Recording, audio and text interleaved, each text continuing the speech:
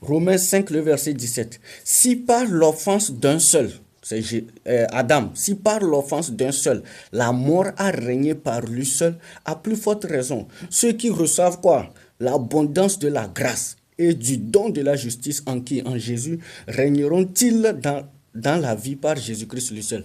Maintenant, là, le plan de Dieu, c'est pour que toi, tu règnes dans cette vie. Et pour régner, tu dois t'emparer quoi? Du royaume des cieux. Jésus va dire dans Matthieu 13, le verset 11, allez vérifier, il dit quoi? À vous, il a été donné de connaître les mystères du royaume des cieux. Les mystères, quand on dit mystère là, on parle de secret. Regardez Matthieu 13, le verset 10, 11. Les disciples s'approchèrent et lui dirent, pourquoi leur parles-tu en parabole?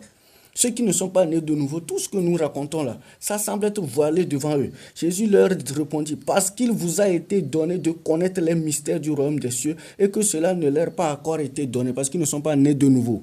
Vous, vous êtes nés de nouveau. Vous marchez avec Christ là. Il vous a été donné de connaître les mystères. Et maintenant, pourquoi les mystères du royaume des cieux? La connaissance des mystères du royaume des cieux vous permet de régner dans le royaume des cieux et manifester votre règne sur la terre. Combien de chrétiens sont dominés par les situations de leur vie? Régner ne veut pas dire que tu n'auras pas d'épreuves. Hein? Il dit vous aurez des tribulations. Mais dans les tribulations là, tu règnes. Parce que quoi? Tu as une connaissance. Le Saint-Esprit, tu as accepté te faire violence. Le Saint-Esprit a décidé de te conduire. Maintenant, en te conduisant, le Saint-Esprit te révèle maintenant les mystères du royaume des cieux. Quand il te révèle les mystères, tu règne maintenant, tu prends possession et tu manifestes un règne.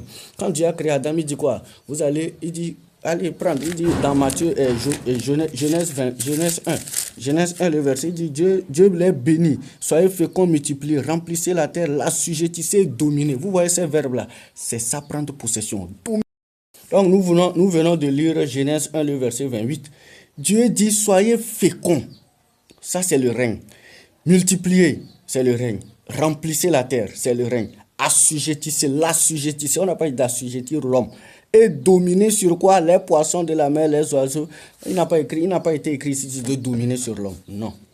De dominer sur la terre, sur les situations de la terre. Ça, c'est ce que le Saint-Esprit, potentiellement, toi qui es né de nouveau en Christ, là, tu as ça potentiellement. Maintenant, là, tu dois te faire violence. Tu dois te faire violence pour espérer manifester toi ton règne. En croyant que tu as été déjà justifié, que tu es dans la grâce de Dieu. La grâce n'empêche pas d'œuvrer. La grâce ne veut pas dire croiser les bras, Jésus va tout faire. C'est faux. Jésus à la croix nous a ouvert la porte pour aller au paradis. Mais si toi-même tu ne mènes pas une bonne vie, toi-même tu ne résides pas dans la parole, tu ne règnes pas tu ne vis pas dans la sanctification, tu meurs, tu vas aller en enfer.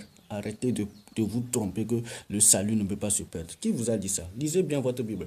Il dit ne vous trompez pas, ni les impudiques, ni tout ça n'hériteront point le royaume de Dieu. C'est parmi les chrétiens impudiques, les chrétiens menteurs, les chrétiens qui ne demeurent pas dans la parole là. Ils ne vont pas aller au paradis. C'est pas parce que je vous parle de Jésus que ma place est garantie au paradis. Je dois moi-même pratiquer ce que je suis en train de dire.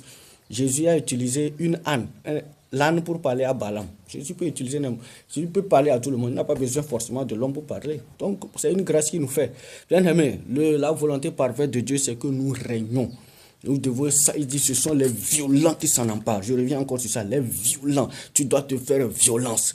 Regarde le petit là, Daniel 1, il dit, Daniel résolut de ne pas se souiller avec les mains du roi. Vous devez vous faire violence pour éviter de toucher tout ce qui ne glorifie pas Dieu. Pour que Daniel puisse régner, puisse manifester les mystères du royaume à son époque là, en son temps là.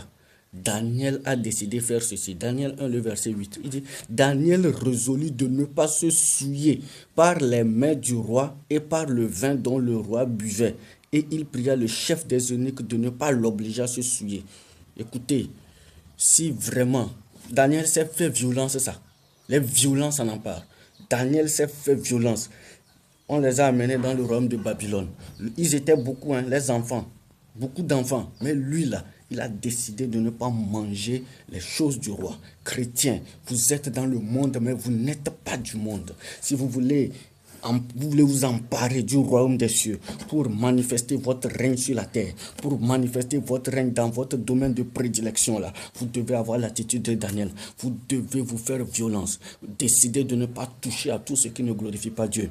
Les mauvaises compagnies corrompent les bonnes mœurs, dit la Bible. Les mauvaises compagnies corrompent les bonnes mœurs. Un chrétien ne s'assoit pas à la table des païens. Quand il dit la table des païens, ça dit, ce n'est pas qu'ils ne peuvent pas être ensemble. Hein. Ils peuvent être ensemble, se saluer de loin. Mais participer, faire des choses ensemble, là, ça ne peut pas aller. Tu ne peux pas être utile dans la main de Dieu. Si tu veux que Dieu t'utilise puissamment pour expérimenter, pour manifester les mystères du royaume des cieux sur la terre, là, tu sais quoi faire, mon ami. Tu dois prendre ta vie au sérieux. Tu dois vraiment prendre ta vie au sérieux.